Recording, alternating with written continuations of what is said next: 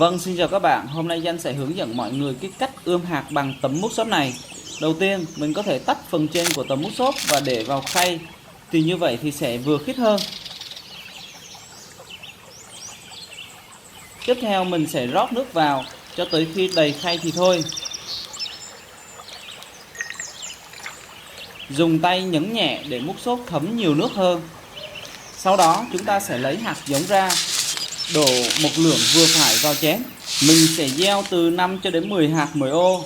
Lý do tại sao chúng ta gieo nhiều đến như vậy là để tăng tỷ lệ nảy mầm cho cây. Nếu như chỉ gieo từ 1 cho đến 2 hạt mà xui xui lại gặp hạt bị tịt không nảy mầm thì lúc đó sẽ lãng phí thời gian của chúng ta.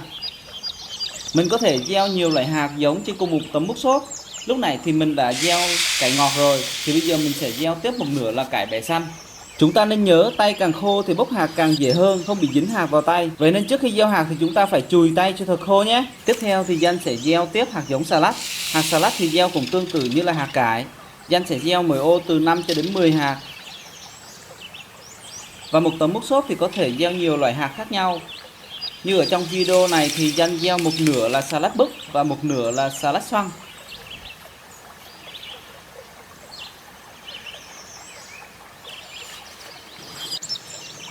Sau khi gieo xong thì Danh sẽ xếp lại cho nó gọn gàng hơn. Mình có thể thấy trong khay luôn luôn có xấp nước để cho mút xốp hút nước tốt hơn.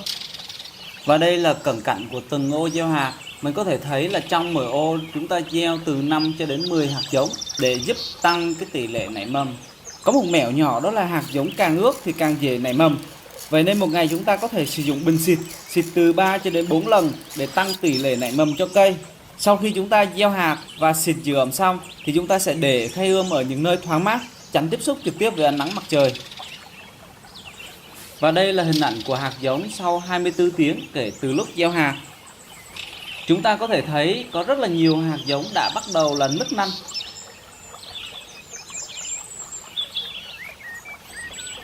Danh sẽ dùng nhíp để gấp hạt giống ra cho mọi người dễ quan sát. Đấy, mình có thể thấy là hạt giống xà lách sau 24 tiếng thì đã bắt đầu là nứt nanh và bắt đầu là đâm rễ. Còn đây là hình ảnh của hạt giống rau cải sau 24 tiếng. Còn đây là hình ảnh của hạt giống sau 30 tiếng kể từ lúc gieo hạt. Mình có thể thấy là toàn bộ hạt giống đã bắt đầu nở đều hơn. Xà lách thì sẽ phát triển chậm hơn cải một chút xíu. Chúng ta vẫn tiếp tục duy trì xịt giữ ẩm và để khay ươm ở nơi thoáng mát. Còn đây là hình ảnh hạt giống sau 2 ngày, tức là khoảng tầm 48 tiếng đồng hồ kể từ lúc gieo hạt. Chúng ta có thể thấy là hạt giống đã bắt đầu hình thành nên một sự sống mới. Tất cả các hạt giống đều đã bắt đầu đâm chồi nảy lộc. Bên khay xà lách thì cũng đã xuất hiện những cái mầm xanh. Tuy nhiên những cái mầm xanh này vẫn còn đang rất là nhỏ. Đây là hình ảnh của hạt giống sau 3 ngày kể từ lúc ươm hạt. Chúng ta có thể thấy rằng hạt giống mọc rất là đều và đẹp. Và khi cây con đã ra lá như thế này thì ngay lập tức chúng ta sẽ pha dinh dưỡng và đem khay ươm này ra phơi nắng dưới ánh nắng trực tiếp. Để pha dinh dưỡng thì đầu tiên chúng ta sẽ nhấc khay chứa mút xốp ra, sau đó thêm vào một ít nước, nhỏ một vài giọt dinh dưỡng A và một vài giọt dinh dưỡng B. Dùng tay để khuấy đều. Chúng ta dùng bút đo TDS để pha chính xác cái nồng độ từ 300 cho đến 400 ppm. Sau đó chúng ta sẽ đặt mút xốp vào lại khay ươm. Sau đó chúng ta sẽ đem những cái khay ươm này ra phơi nắng. Xịt sơ qua một lớp để giữ ẩm cho cây. Một ngày chúng ta sẽ xịt từ 3 cho đến 4 lần. Chúng ta cần phân biệt giữa ánh nắng chiếu trực tiếp và ánh sáng. Để phơi hạt thì chúng ta cần phải đặt khay ươm ở nơi có ánh nắng chiếu trực tiếp vào. Không đặt khay ươm ở nơi bóng râm hoặc là nơi có ánh sáng. Nếu như bạn đưa khay ươm ra nắng chậm trễ hoặc chỉ đưa ra nơi có ánh sáng thì cây sẽ bị thiếu nắng. Khi đó thân cây sẽ mọc dài ra để đi tìm nắng. Cây lúc này sẽ bị khẳng khiu, yếu, thiếu sức sống và khi trồng sẽ không cho ra năng suất tốt nhất. Vào mùa hè ở một số vùng có ánh nắng rất là gắt thì chúng ta có thể dùng lưới để che đậy nhằm giảm nhiệt cho cây.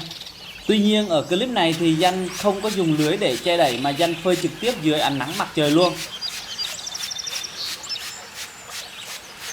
Đây là hình ảnh cây con sau 4 ngày kể từ lúc gieo hạt. Tức là sau 1 ngày kể từ ngày mình phơi thì mình có thể thấy là cái cây con này đã bắt đầu là hút dinh dưỡng và bắt đầu phát triển rất là mạnh mẽ rồi. Các lá bắt đầu dày hơn, tròn hơn và lớn hơn. Bên cây ươm xà lách thì các hạt đã bắt đầu là nở rất là đều và đẹp.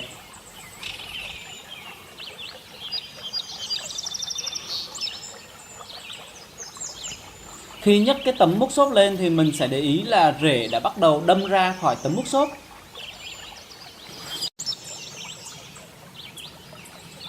Ở khay xà lách cũng vậy. Khi mình nhấc tấm mút xốp lên thì chúng ta sẽ thấy được là rễ cây đã đâm qua tấm mút xốp để từ đó hút cái chất dinh dưỡng trong khay ươm. Và từ đó cây có thể phát triển nhanh hơn và tốt hơn. Khi có đủ chất dinh dưỡng thì cây sẽ phát triển lá chứ không mọc dài thân. Và đây là hình ảnh cây con sau 5 ngày kể từ lúc gieo hạt. Cây lớn hơn, lá bắt đầu to hơn và có một số cây đã bắt đầu xuất hiện lá thật. Ở khay xà lách cũng vậy, cây bắt đầu là lớn hơn, lá dày và to hơn. Chúng ta có thể thấy là có một số cây phát triển rất là vượt bậc, nhưng mà có một số cây thì sẽ phát triển chậm hơn. Cái này là điều bình thường nha. Tại vì không phải lúc nào mình gieo hạt thì 100% những cái hạt giống đó sẽ cùng nảy mầm và cùng phát triển cùng một lượt hết. Và đây là hình ảnh của cây giống sau 7 ngày kể từ lúc mình gieo hạt. Chúng ta có thể thấy là xà lách hoặc là cải đều đã xuất hiện lá thật rồi.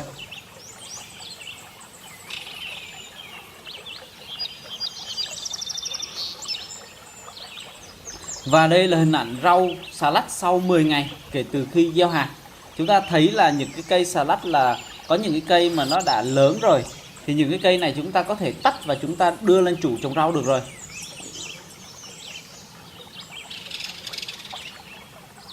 Còn đây là cái khay rau cải sau 10 ngày kể từ ngày gieo hạt. Chúng ta thấy là những cái rau cải này đã lớn rồi. Thì chúng ta hoàn toàn có thể tách chúng để mà đưa lên hệ thống trồng rau của chúng ta. Chúng ta tách từng tấm mút xốp nhỏ, rồi sau đó đưa vào rọ.